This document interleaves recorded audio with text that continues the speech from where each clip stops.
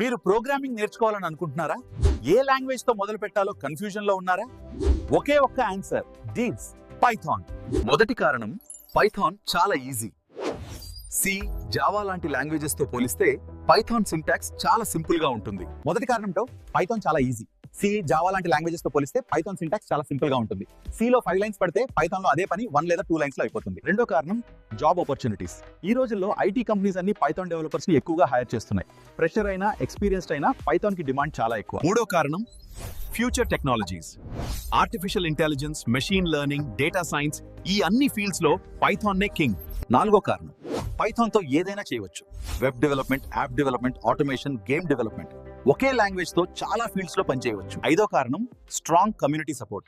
మీకు డౌట్ వచ్చినప్పుడు గూగుల్లో సెర్చ్ చేస్తే పైథాన్ కి సొల్యూషన్స్ వెంటనే దొరుకుతాయి.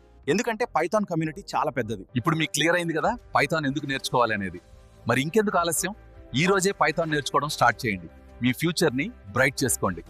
Welcome to the modern learning environment at MMPRAO Software Solutions. Contact us today to learn more.